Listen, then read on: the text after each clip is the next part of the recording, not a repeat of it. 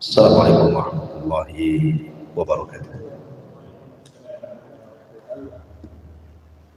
Alhamdulillah wassalatu wassalamu ala Rasulillah wa ala alihi wa sahbihi wa mawalah wa la hawla wa la quwata illa billahi wa ba'du.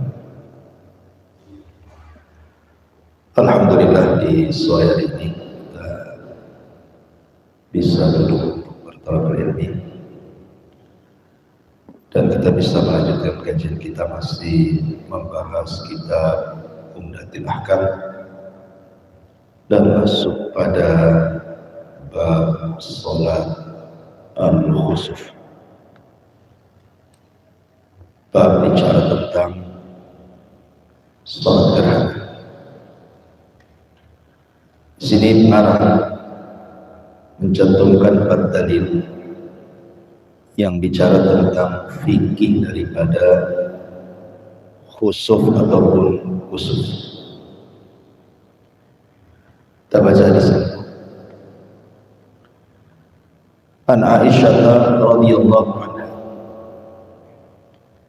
anna asy-syamsa khasafat ala ahdi Rasulillah sallallahu alaihi wasallam.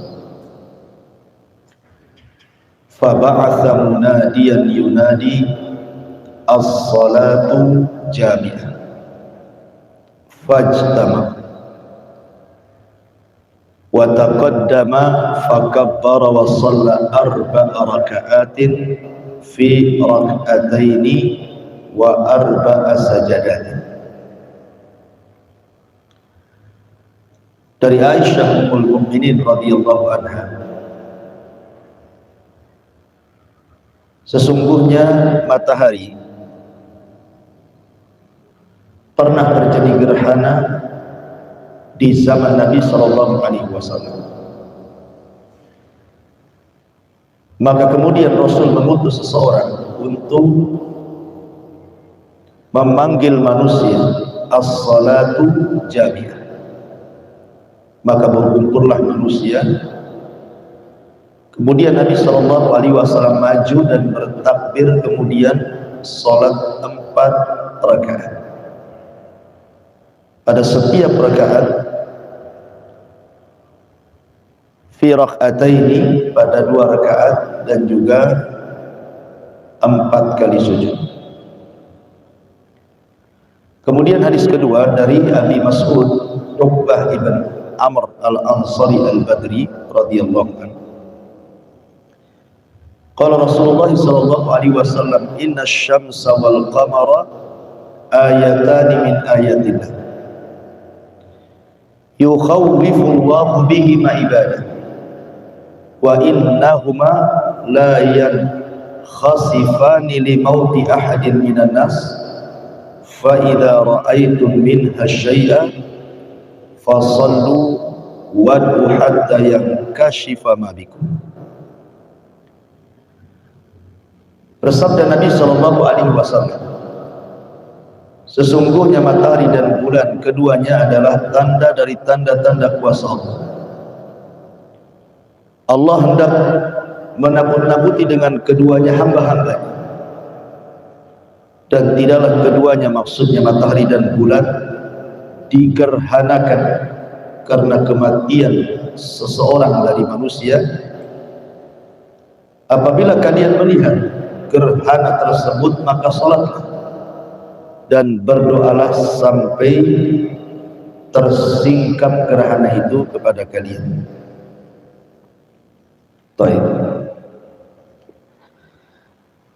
Bicara tentang gerhana dalam bahasa Arab itu ada 2 kata. Ada namanya khusuf, ada namanya kusuf. Jadi menggunakan kha khusuf, ada juga menggunakan kaf kusuf. Apa bedanya kusuf dengan khusuf? Kalau kusuf, ada yang mengatakan di sini khusus gerhana matahari, itu disebut kusuf. Tapi kalau gerhana bulan disebut khusuf. Itu bahasa Arabnya seperti itu. Dibedakan kusuf dan khusuf. Intinya bahwa baik gerhana matahari ataupun bulan, Nabi SAW menyebut dengan kalimat ayatani min ayatillah. Keduanya adalah tanda-tanda dari tanda-tanda kuasa Allah. Kalau kita melihat di zaman Nabi SAW, maka gerhana itu langka, jarang terjadi. Bisa 10 tahun sekali, bisa 15 tahun sekali, dan begitu seterusnya. Makanya sekali terjadi itu membuat ketakutan. Masalahnya jarang terjadi. Apalagi di zaman itu belum ada penerangan, belum ada listrik, sehingga kalau terjadi gerhana total itu betul-betul gelap. Lain di zaman sekarang ya, mau total nggak total ya tetap aja terang, listrik di mana-mana, di jalan-jalan, di gang-gang ada, kecuali orang yang tinggal di hutan baru merasakan takut. Sehingga Nabi SAW saat putranya meninggal, Ibrahim, putra daripada Maria Kiptiah, itu terjadi gerhana matahari total. Kalau terjadi gerhana bulan ya wajar, namanya malam kan memang gelap. Tetapi ketika terjadi gerhana matahari berarti terjadi di siang hari, kemudian gelap total kan gitu, seolah-olah kemudian langit ini menggelapkan dunia. Itu yang membuat Rasul dan para sahabat ketakutan, karena jarang terjadi fenomena seperti itu. Saking ketakutannya Nabi SAW itu sampai kemudian lari ke masjid dan lupa membawa sesuatu yang harusnya dibawa. Begitulah orang takut, biasanya sudah melupakan segalanya. Dia tidak peduli dengan barang-barang yang harusnya dibawa, tidak dibawa jadi, karena takut gitu ya. Kemudian Nabi SAW memerintahkan sahabat untuk berteriak, as-salatu jami'ah. Kalimat as-salatu jami'ah ini adalah kalimat yang biasa digunakan Rasul kalau ada sesuatu yang sangat penting. Berarti kalau ada sesuatu yang sangat penting menghajatkan manusia berkumpul, maka Rasul biasanya memanggil manusia dengan sebutan as-salatu jami'ah. Nanti manusia itu kumpul dari mana-mana. Lah saat terjadi gerhana itu yang dipanggil, sehingga semua sahabat ketakutan akhirnya lari menuju Masjid Nabawi. Maka Nabi SAW kemudian menjelaskan, setelah Rasul sholat kemudian berkhutbah, maka dalam khutbahnya Rasul menjelaskan bahwa gerhana bukan karena kematian putranya Ibrahim, bukan pula karena lahirnya seseorang yang sangat besar, tetapi keduanya adalah kuasa Allah yang merupakan tanda dari tanda-tanda kebesaran Allah Subhanahu wa ta'ala. Di sini Nabi SAW ingin membenarkan akidahnya para sahabat, karena salah satu keyakinan orang-orang jahiliyah, sebagian mereka masih terpengaruh dengan keyakinan-keyakinan tentang bahwa bintang itu memiliki pengaruh. Makanya kenapa Nabi SAW pernah bersabda bahwa di antara umatnya ada yang di pagi hari dia beriman, di sore hari dia kufur. Kemudian di sore hari dia beriman, di pagi hari pula dia kufur. Kemudian Rasul menjelaskan alasan. Barang siapa yang mengatakan bahwa terjadinya hujan itu karena bintang ini dan itu, maka dia telah kufur kepada Allah dan beriman kepada bintang. Tapi barang siapa dia mengatakan bahwa hujan ini karena karunia Allah, berarti dia telah kufur kepada bintang dan beriman kepada Allah. Artinya ketika Rasul mengatakan seperti itu, ada di antara keyakinan jahiliyah itu yang meyakini bahwa bintang-bintang di langit itu memiliki pengaruh, bahwa peristiwa-peristiwa yang ada di bumi itu karena pengaruh bintang.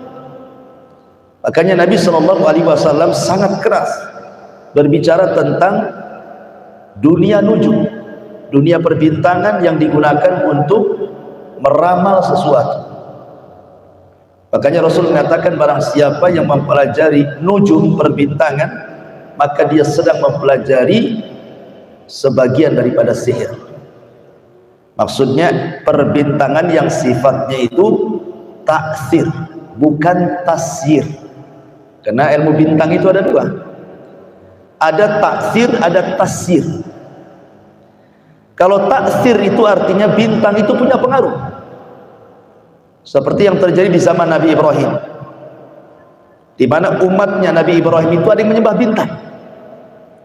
Makanya ketika Ibrahim melihat bintang, kemudian mengatakan jangan-jangan itu Tuhan.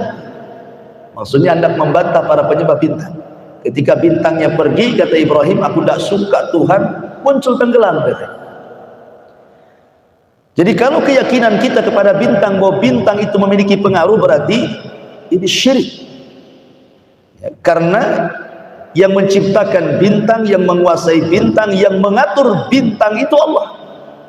Kok bintang punya pengaruh yang mengatur alam semesta? Bintang saja diatur Allah gitu. Berarti kalau alam semesta ini kemudian diatur oleh bintang, itu sama saja dengan menyekutukan Allah. Tapi kalau maksudnya bintang itu digunakan untuk tasyir, itu boleh-boleh saja. Seperti yang biasa digunakan oleh lembaga BMKG, dan menggunakan juga ilmu perbintangan juga. Maka itu tidak masalah, ya. Seperti menunjukkan jalan, mengarahkan kiblat, di mana kiblat, nggak masalah, ya. Karena kita tidak meyakini bahwa bintang itu memiliki pengaruh, hanya digunakan alat untuk arah saja, atau untuk perakiraan cuaca. Itu tidak ada masalah, itu namanya tasyir. Lah orang-orang jahiliyah itu meyakini bahwa bintang itu punya pengaruh, sehingga apabila terjadi gerhana atau gugusan bintang, meteor-meteor yang jatuh itu, mereka menganggap ada peristiwa besar di bumi itu. Seperti orang-orang jahiliyah meyakini kalau ada gerhana itu berarti ada yang meninggal atau ada yang lahir. Maka Nabi SAW menjelaskan juga bahwa gerhana ini bukan karena kematian, bukan pula karena lahirnya seseorang, tapi gerhana ini sebuah tanda-tanda dari tanda-tanda kebesaran Allah. Untuk apa? Di sini syahidnya, untuk menakut-nakuti hamba-hambanya. Makanya Rasulullah SAW di sini mengatakan bahwa inna syamsa wal qamara ayatani min ayatillah yukhawwifullahu bihima ibadah. Gerhana itu, baik bulan ataupun matahari, keduanya adalah tanda-tanda kebesaran Allah untuk menakut-nakuti hamba-hambanya. Sehingga kalau fungsi gerhana itu menakut-nakuti hamba-hambanya, berarti apa bedanya gerhana dengan gempa, gerhana dengan tsunami, gerhana dengan banjir, gerhana dengan letusan gunung, gerhana dengan angin puting beliung, gerhana dengan musibah-musibah yang lain? Itu sama-sama, sama saja, ya. Gempa, meletus gunung, banjir, gerhana, itu sama, tanda-tanda kuasa Allah. Gunanya apa? Untuk menakut-nakuti hamba-hambanya. Jadi Allah sengaja menakut-nakuti. Masalahnya yang ditakut-takuti tidak takut, itu masalahnya. Ya. Allah sengaja menakut-nakuti kita, kok kita tidak takut ya? Lebih takut dari ancaman orang. Kalau orang ngancam kita, saya bunuh kamu, itu kadang-kadang mikir tuh pada preman datang ke rumah ngancam, kok kita bisa takut gitu. Tapi yang menciptakan preman nakut-nakuti kok tidak takut pula.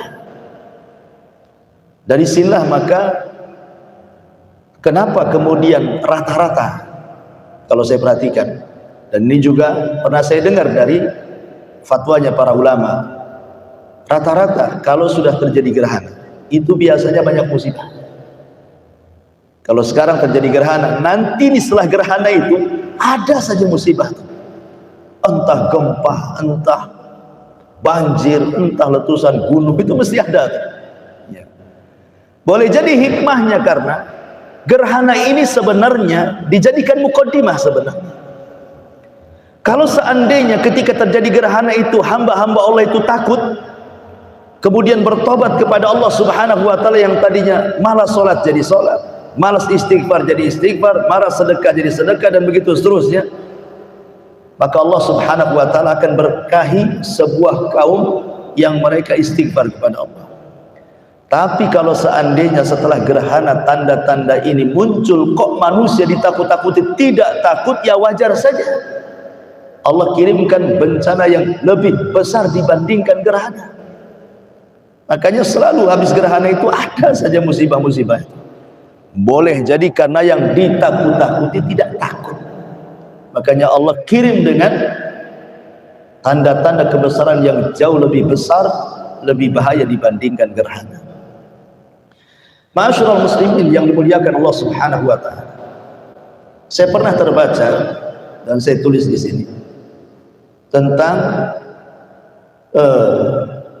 penelitian NASA mulai dari tahun 2011. Ketika tahun 2011 kata NASA itu terjadi 4 gerhana, 2 matahari dan 2 bulan. Kemudian pada tahun 2012 itu pun sama, terjadi 4 kali gerhana. Kemudian 2013 terjadi 1 gerhana matahari, 3 kali gerhana bulan. Kemudian 2014 terjadi 4 gerhana, 2015 4 gerhana juga, 2016 4 gerhana juga, sampai sekarang menunjukkan hampir setiap tahun berdekatan waktunya. Kalau tidak bulan matahari, bulan matahari, atau dalam 1 tahun matahari dan bulan. Kenapa demikian? Maka kalau kita melihat hadis-hadis tentang akhir zaman, hadis-hadis tentang akhir zaman, maka Nabi Shallallahu Alaihi Wasallam pernah mengatakan bahwa di antara tanda-tanda kiamat adalah khasfun bil masr, wa khasfun bil maghrib, wa khasfun bi jaziratil ard. Kalimat khasfun ini kalau diarahkan ke langit maknanya gerhana, makanya istilah salat khusuf. Tapi kalau diarahkan ke bumi maknanya gempa. Jadi kalimat khusuf itu kalau diarahkan ke bumi berarti dimaknai gempa, banyak gempa. Tapi kalau diarahkan ke langit maknanya banyak gerhana. Dan ini tanda dari tanda-tanda akhir zaman. Ya, mendekati kiamat itu akan banyak gerhana. Dan itu sudah kita saksikan karena hampir tiap tahun gerhana itu. Ya. Berarti di sini menunjukkan bahwa dengan banyaknya gerhana berarti telah muncul tanda-tanda kiamat yang mendekati kiamat atau mendekati tanda-tanda kiamat besar. Karena nanti bukan hanya digerhanakan saat kiamat, tapi matahari dan bulan akan digelapkan kemudian akan dijadikan satu. Itulah gerhana yang betul-betul gerhana, di mana gerhana bulan dan matahari akan dijadikan satu. Makanya Allah mengatakan wa jumi'asy syamsu wal qamar. Pada hari kiamat Allah akan kumpulkan jadi satu matahari dan bulan. Itu betul-betul 2 gerhana dijadikan satu. Kalau itu sudah terjadi, itulah kiamat besar. Jadi gerhana ini mengantarkan kepada gerhana yang lebih besar, kiamat. Taib. Sebelum saya jelaskan kepada fikihnya tentang fikih salat, ada hikmah di balik gerhana ini. Jangan sampai kemudian apabila kita menyaksikan gerhana, kita tidak mengambil hikmah, ibrah, pelajaran pada gerhana ini. Karena gerhana ini akan senantiasa ada, hampir setiap tahun akan lewat. Bahkan sebelum terjadi gerhana kita sudah tahu akan terjadi gerhana tahun depan dengan melihat penanggalan kan itu. Bisa sudah diprediksi itu tahun depan akan terjadi gerhana, sudah bisa diprediksi sekarang. Artinya gerhana itu akan terus berjalan. Tetapi yang paling penting, janganlah kemudian menjadikan gerhana ini hanya sekedar peristiwa alam semata, tidak. Tetapi lebih daripada itu, ada pelajaran besar dari gerhana baik matahari dan bulan itu. Apa pelajaran? Yang pertama, pelajaran terjadinya gerhana, bahwa kita diingatkan di alam semesta ini bahwa ada Rabbul Kaun, Rabb yang mengatur alam semesta. Berarti ditanamkan tauhid di sini, bahwa alam semesta ini ada yang mengatur. Siapa? Ya Allah yang mengatur. Dialah yang menciptakan langit, dialah yang menciptakan bumi, dia pula yang menciptakan matahari, dia pula yang menciptakan bulan, bintang, galaksi dan yang semacamnya. Dan Allah yang mengatur semuanya. Makin yakin bahwa ada Rabb yang mengatur alam semesta ini, termasuk ada Rabb yang menggerhanakan bulan dan juga menggerhanakan matahari. Berarti ditanamkan tauhid dalam dada kita, bahwa di sana ada Rabbul Kaun, Rabb yang mengatur alam semesta. Artinya di sini zuhuru al-qadari fit tasarruf. Allah sengaja menampakkan kekuasaannya di dalam pengaturannya. Karena kalau seandainya Allah mampu, setelah terjadi gerhana total kemudian Allah gelapkan langit ini, bisa saja Allah tidak akan munculkan lagi matahari sampai kiamat. Atau sebaliknya, bisa saja Allah tidak akan munculkan bulan sampai kiamat. Dan kalau itu terjadi, siapa yang bisa mendatangkan cahaya selain daripada Allah Subhanahu wa ta'ala? Sebagaimana Allah mengatakan, "Qul ara'aytum in ja'ala 'alaikumul laila sarmada." Allah mengatakan, bagaimana pendapat kalian kalau seandainya Allah gelapkan malam ini dan tidak pernah terang sampai kiamat? Siapa yang bisa mendatangkan cahaya? Kecuali Allah Subhanahu wa ta'ala. PLN mana yang sanggup menerangi bumi sampai kiamat? Tidak ada. Ya. PLN ini hanya menerangi malam saja. Kalau siang malam diterangi, nggak ada angkat tangan tuh PLN. Makanya Allah bantu dengan matahari yang bisa menerangi sampai ke goa-goa, lubang-lubang, ke kamar-kamar, tanpa harus ada cahaya listrik pun sudah terang. Seandainya Allah gelapkan sampai kiamat, siapa yang bisa mendatangkan cahaya? Tidak ada yang bisa. Makanya di sini ditanamkan tauhid. Yang kedua,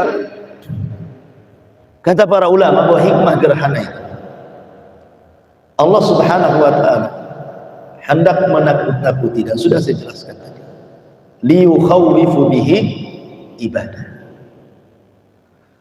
Ketika Allah Subhanahu wa ta'ala berfirman, wa ma nursilu bil ayati illa takhwifa, wa ma nursilu bil ayati illa takhwifa, tidaklah kami utus tanda-tanda kebesaranku, kata Allah, kecuali untuk menakut-nakuti. Abdullah bin Mas'ud radhiyallahu anhu, ketika terjadi gempa di Kufah di zaman dia,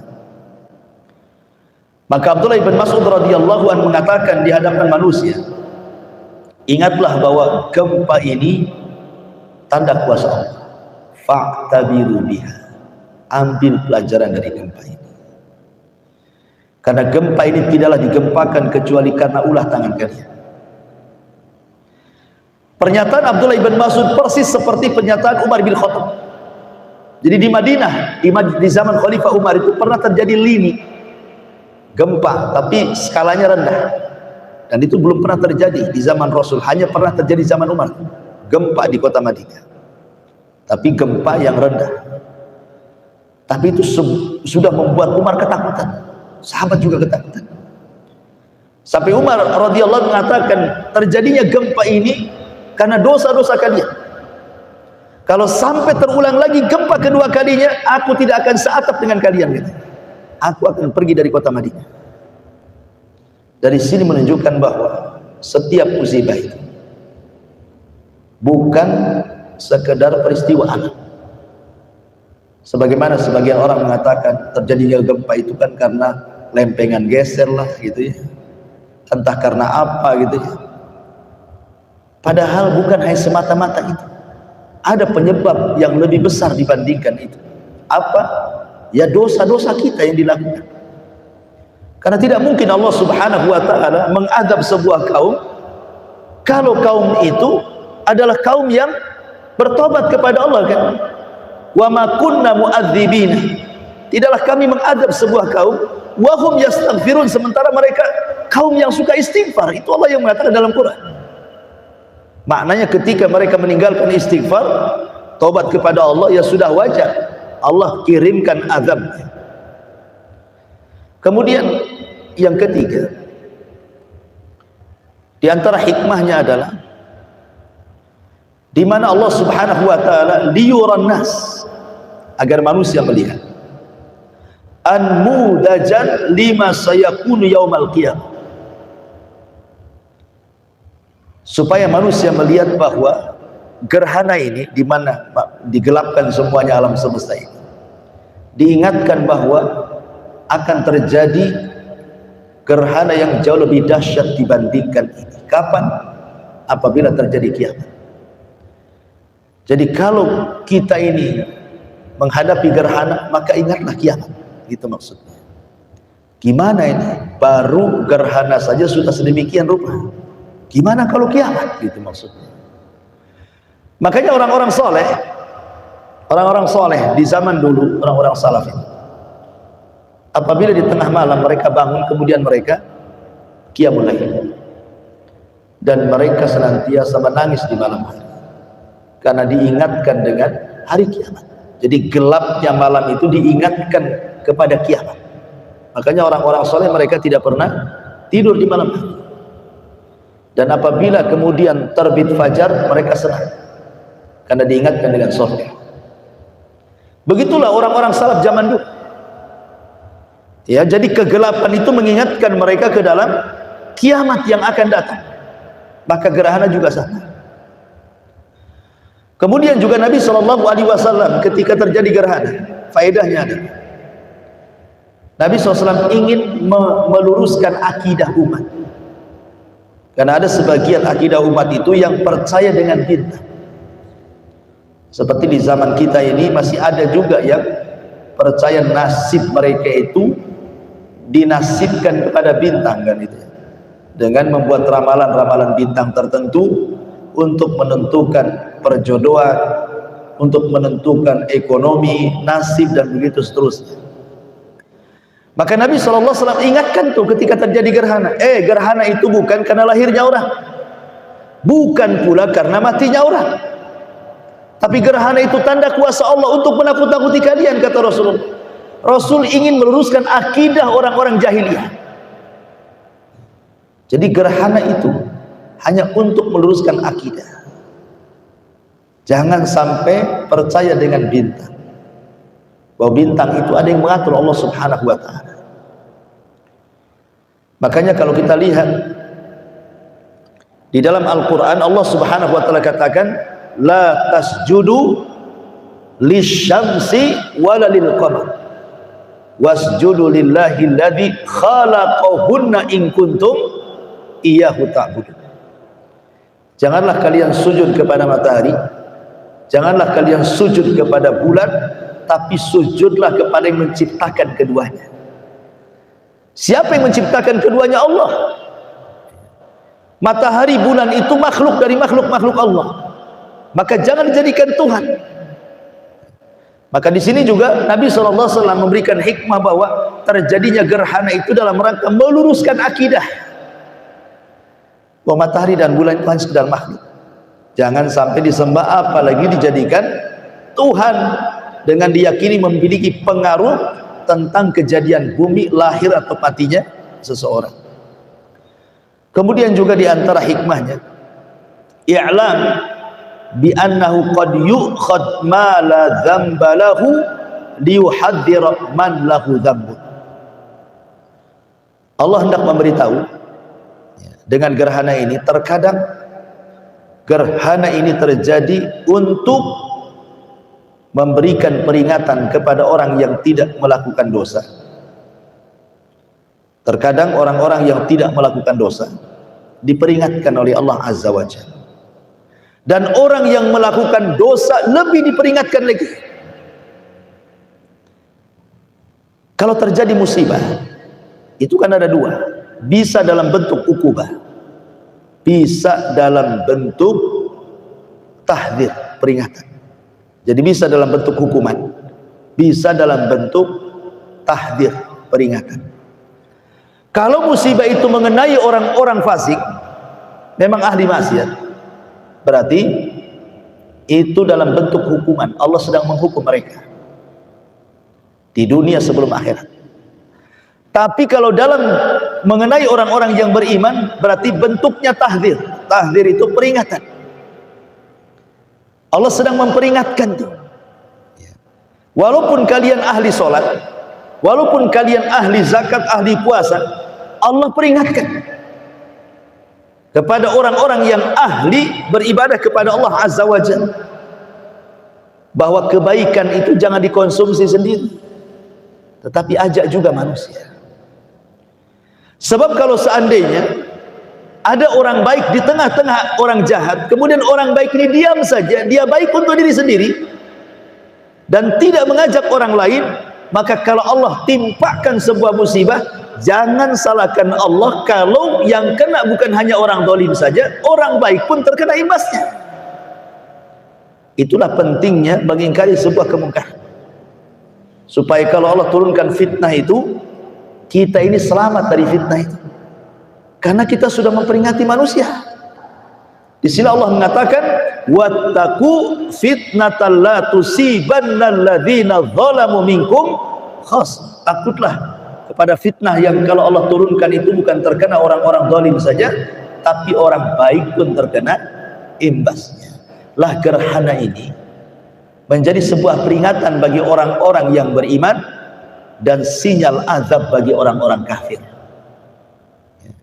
Makanya sering saya katakan tadi bahwa habis gerhana biasanya setiap tahun ada saja. Ingat tsunami Aceh, itu kan dilalui dengan gerhana sebelum datang tsunami, kan gitu. Sekarang pun sama, kemarin gerhana, tahu-tahu ada gempa, tahu-tahu ada letupan gunung, tahu-tahu ada begini. Tidak Ustaz, itu budaya akhir tahun biasanya. Bukan, kan? Karena tidak semua akhir tahun ada bencana, kan begitu. Ada orang yang mengatakan, nah itu sudah memang begitulah, itu kodratnya itu. Kalau sudah akhir tahun banyak bencana katanya, kan. Bukan, akhir tahun tidak bisa disalahkan. Terjadinya letupan gunung, gempa, banjir dan begitu seterusnya, sekali lagi ini ulah manusia. Kalau manusia ini mereka taat kepada Allah Azza wa Jalla, tidak mungkin Allah menimpakan azab sedemikian rupa. Dan banyak lagi hikmahnya yang disebutkan di dalam kitab ini oleh pengarang. Baik, kita akan masuk pada fikih gerhana. Hadis yang ketiga, an Aisyah radhiyallahu anha, dari Aisyah radhiyallahu anha, annaha qalat, bahwa dia berkata, khasafatis syamsu ala ahdi Rasulillah, terjadi gerhana matahari di zaman Rasul. Fasalla Rasulullah sallallahu alaihi wasallam bin nas, maka Rasul pun salat bersama manusia. Fa'atalal qiyam, Rasul pun memanjangkan bacaan salatnya sampai lama berdirinya. Tsumma raka'a, kemudian Rasul ruku. Fa'atala ruku, Rasul pun panjangkan rukunya. Tsumma qama, kemudian Rasul berdiri lagi. Fa'atalal qiyam wa huwa duna qiyamil awal, maka Rasul pun kemudian memanjangkan berdirinya, tapi tidak selama berdiri yang pertama. Tsumma raka, kemudian Rasul ruku. Fa'atala ruku, Rasul pun panjangkan rukunya, dunar rukuil awal, tapi tidak sepanjang ruku yang pertama. Tsumma sajada, kemudian beliau sujud. Fa'atala sujud, beliau pun panjangkan sujudnya. Tsumma fa'ala fi rak'atin ukhra, maka Rasul melakukan pada rakaat yang keduanya, mithla ma fa'ala rakaatil ula, persis seperti di rakaat yang pertama. Artinya setiap rakaat ada 2 ruku dan 2 berdiri.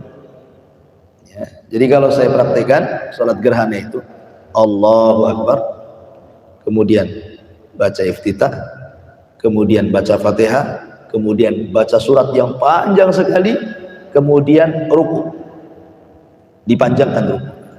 Setelah ruku bangkit lagi, kemudian baca lagi Fatihah, baca lagi Quran yang panjang sekali tapi tidak sepanjang yang pertama, kemudian ruku lagi, kemudian i'tidal, ini kemudian sujud. Inilah 1 rakaat. Ya, berarti 1 rakaat ada 2 ruku, ada 2 berdiri. Ya. Kemudian setelah sujud bangkit lagi. Setelah bangkit baca Fatihah lagi, baca surat panjang lagi, kemudian ruku panjang rukunya, kemudian berdiri lagi, baca surat lagi, baca Fatihah, baca surat lagi, kemudian ruku lagi, kemudian i'tidal, kemudian sujud. 2 kali sujud, kemudian tasyahud akhir, kemudian salam. Begitulah salat gerhana sifatnya. Dari sini menunjukkan bahwa salat gerhana berbeda dengan salat-salat yang lain. Ketika para sahabat melihat kok beda salat, mereka ketakutan.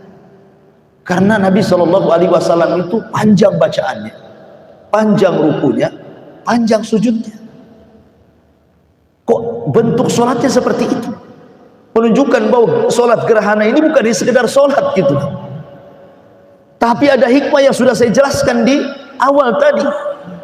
Sampai dalam bentuk sholatnya saja, bentuknya dibedakan dengan sholat-sholat sunnah yang lain. Berarti gerhana ini bukan sekedar gerhana, tapi ada peristiwa di balik gerhana itu. Sampai Rasul seperti itu melakukan sholat. Ma'asyiral muslimin yang dimuliakan Allah Subhanahu wa taala. Kemudian lanjut hadis ini.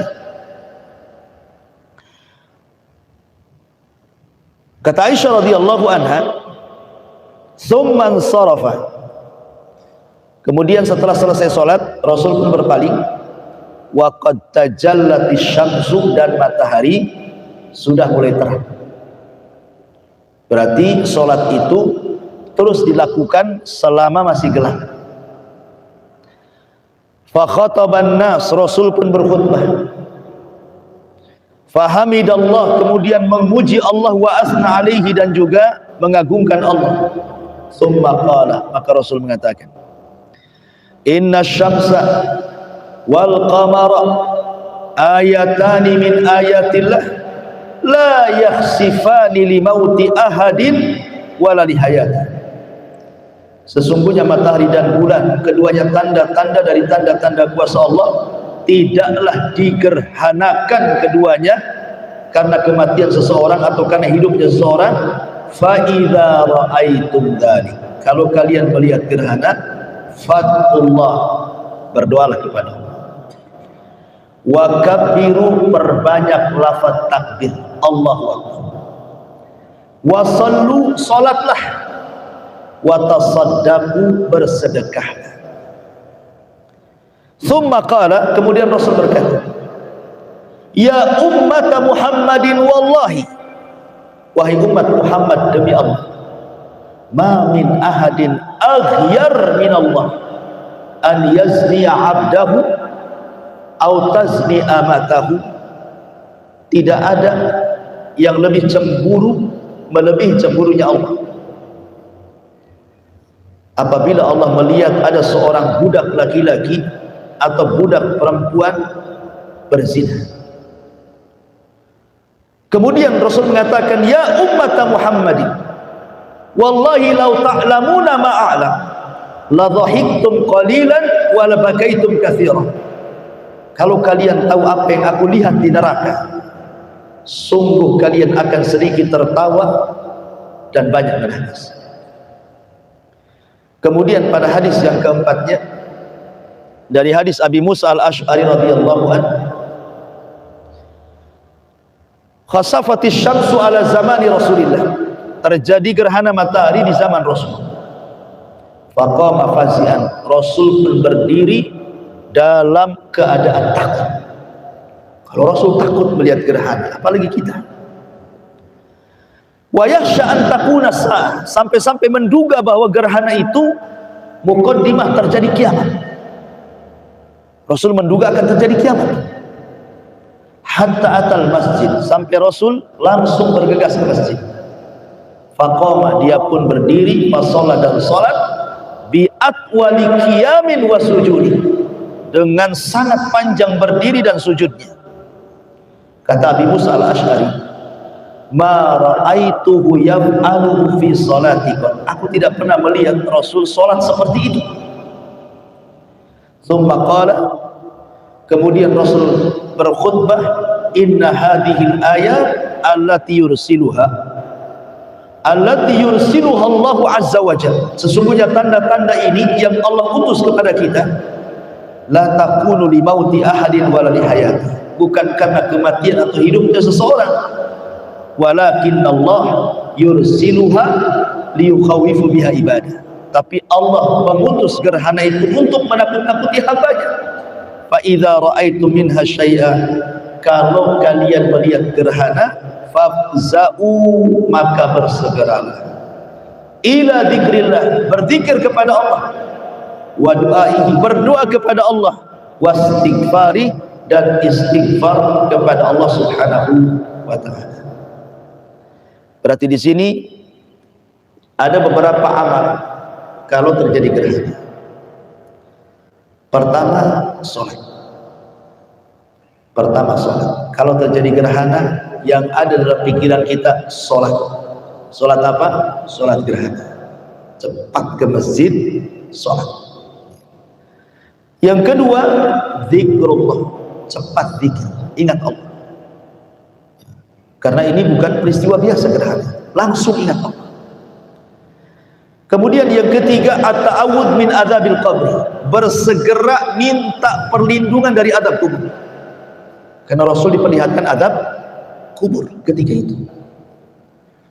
Kemudian yang keempat, ad-du'a, cepat doa, minta keselamatan kepada Allah.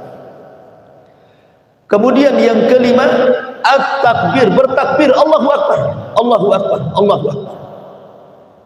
Kemudian yang keenam, al-istighfar wa taubah, segera istighfar dan taubat. Kemudian yang ketujuh, as-sadaqah, segera bersedekah. Kemudian yang kedelapan, i'taqur riqab, kalau memang punya budak, segera merdekakan. Itu di zaman itu, sekarang kan tidak ada.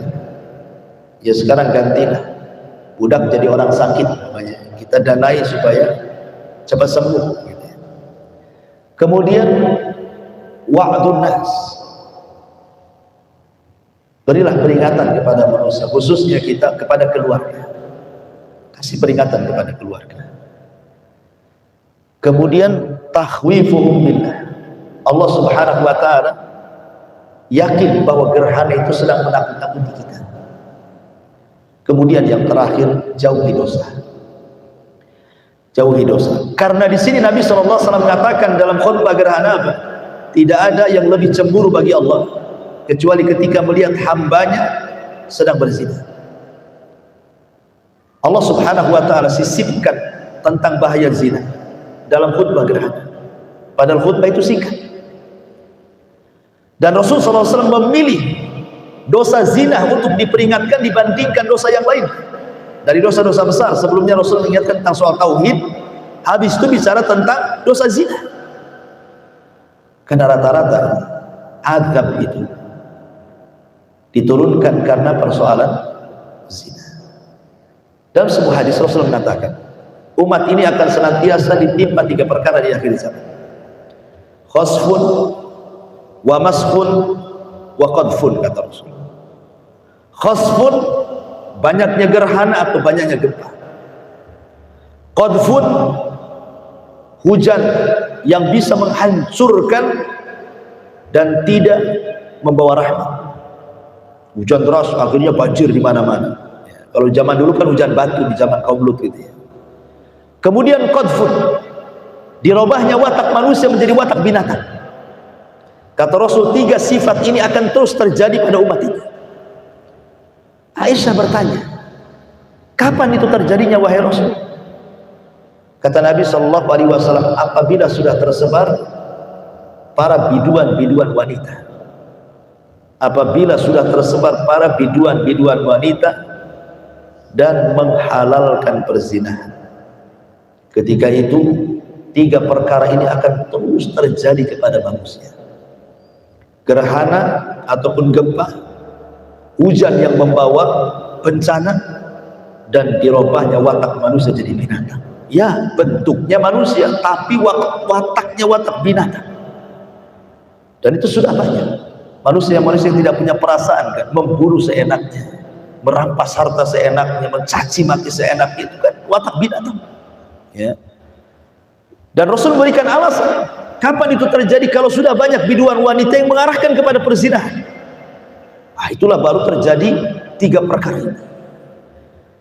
Makanya Nabi SAW memilih yang paling besar dampak terjadi banyak musibah itu karena tersebarnya perzinahan dan segala macam bentuknya, homoseksualnya, lesbinya, LGBT-nya, dan begitu seterusnya. Makanya saya senang juga lihat YouTube itu, pemerintah buat pengesahan undang-undang yang melakukan hubungan kumpul kebo katanya, di penjara setahun, kan mantap. Ya mudah-mudahan terrealisasi kan itu ya, untuk juga menyedikitkan penyakit masyarakat. Karena Rasul yang mengatakan kepada orang-orang muhajirin, ya ayyuhal muhajirin, khamsun, 5 perkara jangan terkena kalian, kata Rasul. Kalau sampai terkena kalian, a'udzubillah, aku berlindung kepada Allah, kata Rasulullah. Salah satunya Rasul mengatakan, malam tadharil fahishatu fi qaumin, ketika perzinahan sudah merajalela dan terang-terangan. Bukan hanya merajalela, terang-terangan lagi. Di zaman Rasul bukan tidak ada orang berzina, ada, tapi tidak ada yang terang-terangan. Bahkan tidak ada yang tahu. Karena aib gitu ya. Di zaman itu maksiat itu aib. Di zaman sekarang ini bukan aib lagi. Justru sekarang ini perzinahan ini disebar baik lewat online atau offline gitu ya, baik terang-terangan atau tersembunyi, bisa didatangi siang malam. Luar biasa. Apa hukumannya, kata Rasul?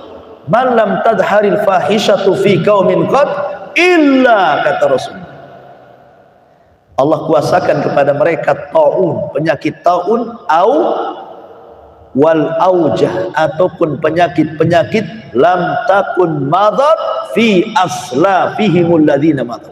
Itu belum pernah terjadi di zaman sebelumnya. Belum pernah terjadi. Penyakit ini hanya terjadi ketika perzinahan menyebar. Di zaman Rasul enggak ada. Bahkan di zaman jahiliyah pun tidak ada. Yang ada di zaman sekarang. Contoh penyakit AIDS membanjiri. Dari mana penyakit ini muncul? Kan sebelum-sebelumnya nggak ada penyakit ini, kok muncul punya penyakit AIDS?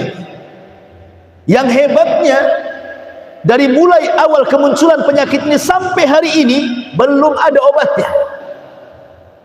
Sampai-sampai para pakar dunia, baratnya, Eropanya, timurnya gitu, mereka meneliti loh penyakit ini, mencari-cari obatnya, sampai berkumpul dokter, profesor, orang-orang cerdas, cendekiawan itu untuk mencari obatnya. Tidak pun kunjung ditemukan obatnya. Kenapa coba?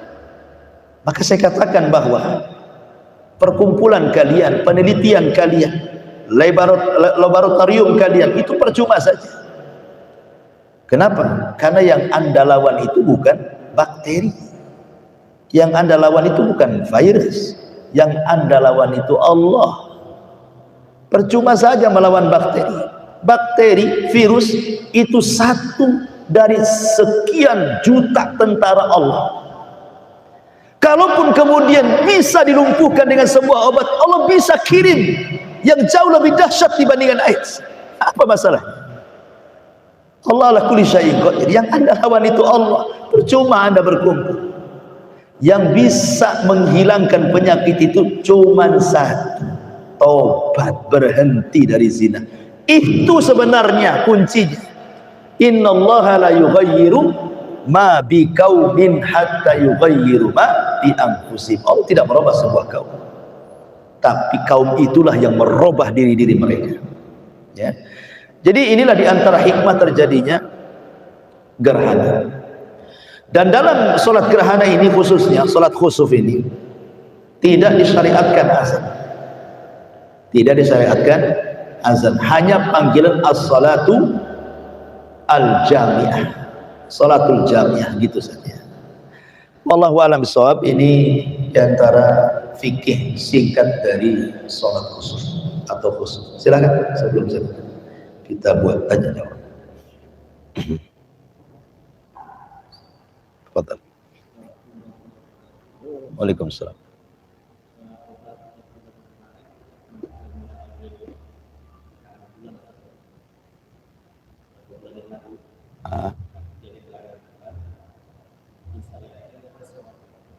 Boleh.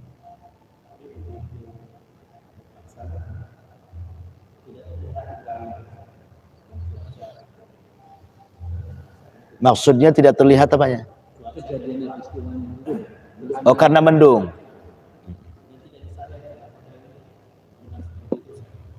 Ya, alhamdulillah. Sekarang kan kita tahu bahwa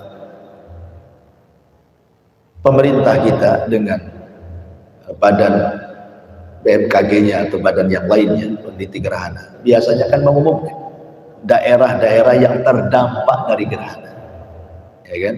Daerah-daerah yang terdampak gerhana itu mana saja? Biasanya sudah diumumkan, setahu saya. Setiap tahun kalau ada gerhana biasanya ada tuh pengumumannya. Daerah-daerah terdampak, entah Kepri, Sumatera, Kalimantan, itu diumumkan. Artinya bahwa dari pengumuman pemerintah itu, apalagi ada himbauan dari pemerintah untuk melaksanakan gerhana, maka kita disyariatkan walaupun terjadi hujan ataupun mendung. Kenapa? Karena ada himbauan dari pemerintah. Pemerintah yang paham soal ini, kita tidak paham, ya kan? Karena ini kan perkara-perkara umat, bukan pribadi.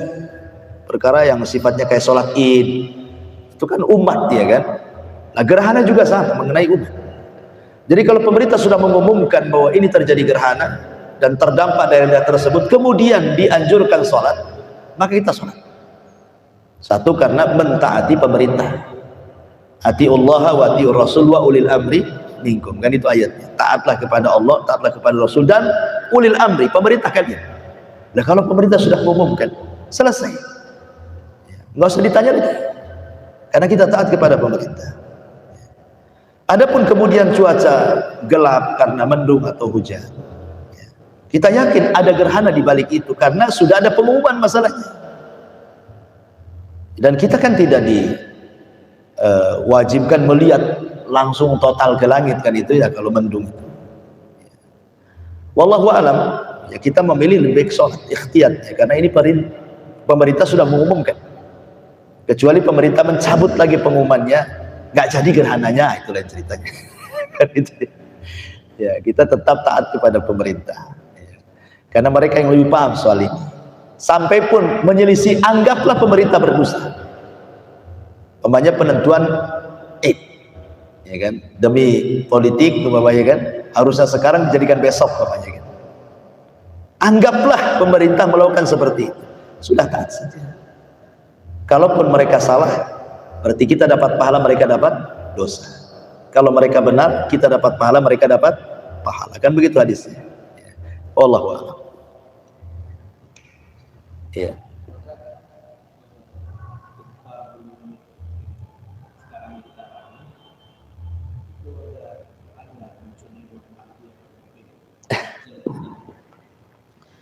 Ya, alhamdulillah. Apakah gempa bumi ini tanda kemunculan Al-Mahdi? Ya, gempa itu tanda yang paling tampak munculnya Imam Mahdi. Tapi di sebuah tempat namanya Baidah, antara Mekah dan Syam, bukan Sukabumi. nggak nyambung gitu ya. Dan gempa yang menunjukkan tanda paling zahir munculnya Imam Mahdi itu karena sebabnya apa? Karena Imam Mahdi mau dibunuh oleh tentara Syam yang tidak terima ada pembaiatan. Jadi datang tentara dari Syam mendengar bahwa ada di Mekah orang ngaku Imam Mahdi, gak terima tentara yang di sana. Maka mereka mengirim pasukan untuk membunuh Imam Mahdi. Kemudian di antara Syam dan Mekah ada namanya Baidah. Disitulah mereka digempakan, kemudian dimasukkan ke perut bumi. Bukan hanya tentara yang akan menyerang Imam Mahdi, orang yang lalu lalang mau ke pasar, jalan, ikut juga masuk dalam gempa itu. Sehingga Aisyah bertanya kepada Rasul, kalau tentara yang ditenggelamkan ke bumi itu diadab wajar karena mereka hendak menyerang Imam Mahdi. Lah orang yang lalu lalang di situ kok ikut korban masuk gempa itu, macam mana ceritanya? Maka Rasul mengatakan yub'atsuna yaumal qiyamah ala niyatihi. Maka mereka akan dibangkitkan pada hari kiamat sesuai dengan niat-niat mereka. Ya, niat mereka apa? Kalau niat mereka mau ke pasar kemudian gempa, ya nggak akan masuk pada azab. Ya kebetulan saja lewat gempa akhirnya kena pula imbasnya gitu ya. Jadi gempa yang dimaksud tanda alamat zahir munculnya Imam Mahdi ini maksudnya gempa yang ada di Baidah, bukan di Sukabumi, bukan pula di Jawa Barat. Nggak ada hubung kait. Ya, nggak ada hubung kait. Tetapi kalau gempa itu tanda-tanda kiamat kecil, ya tanda-tanda kiamat kecil. Karena gempa ini mengingatkan kepada gempa yang jauh lebih besar daripada itu. Idza zulzilatil ardu zilzalah. Apabila bumi digempakan semuanya. Di mukadimah dengan gempa-gempa kecil ini untuk mengarahkan kepada gempa yang besar. Makanya sering saya katakan tadi, janganlah menilai sebuah gempa itu dilihat dari kejadian alam saja. Ini kan kejadian alam. Sehingga kalau itu yang ditanamkan mindsetnya, ini akan mengarahkan kepada dosa besar, merasa aman dari makar Allah. Ketika keyakinannya seperti itu, berarti kita aman dari makar Allah jadinya. Itu kan fenomena alam saja. Ya, tenang-tenang saja jadinya kan. Nggak ada perubahan ibadahnya, nggak ada perubahan akhlaknya, nggak ada perubahan ketaatannya. Ya karena biasa ini fenomena alam. Apa yang terjadi? Nggak begitu. Kalau hanya sebatas itu dikhawatirkan bukan hanya sekedar aman dari makar Allah, akhirnya apa? Tertipu pula dengan makar Allah. Maksiat sesukanya jadi. Ya, jadi ini kita katakan kalau kita orang beragama, maka kita yakin dengan firman Allah Subhanahu wa taala, ma asaba min musibatin fa bima kasabat aydikum wa ya'fu an katsir. Tidaklah musibah yang Allah timpakan itu kecuali karena ulah tangan kalian. Lihat penebangan pohon di hutan, ya, perataan bukit dan gunung, kemudian ladang-ladang tambang yang asal gali dan begitu seterusnya. Itu kan berdampak semua itu. Itu kan karena ulah kita semuanya. Itu yang nyata lah gitu ya, yang nggak ada urusannya dengan maksiat gitu ya, ngerusak alam. Itu saja berdampak bencana besar. Apalagi bicara soal maksiat kan gitu ya. Dan maksiat itu jangan dilihat kecil besarnya, tapi lihatlah siapa zat yang ada maksiati sebenarnya. Kalau kita kemudian terpancing dengan pembagian dosa, ini kan kecil saja, belum besar. Ya namanya dosa kecil kalau dikumpul-kumpulkan besar juga kan gitu ya. Jangan melihat kepada pembagian dosa, lihatlah Anda sedang berbuat dosa kepada siapa, itu maksudnya. Ya kepada Allah kan gitu. Dan Allah Maha Kuasa gitu. Allah bisa saja menurunkan adabnya sesuka Dia. Wallahu a'lam. Iya. Itu apakah memang harus ada khutbahnya berjamaah atau perorangan sendiri seperti itu? Kayak tadi kan saya di suatu tempat tidak ada yang nyadain gitu. Iya. Sunnah muakkad itu hukum sholat gerhana ada sunnah muakkad. Dia bukan fardu kifayah. Kalau fardu kifayah, udahlah ada yang melaksanakan, selesailah saya. Itu fardu kifayah namanya. Tapi dia sunnah muakkad, menyerempet wajib. Artinya sunnah yang tidak pernah ditinggalkan Rasul itu disebut muakkad.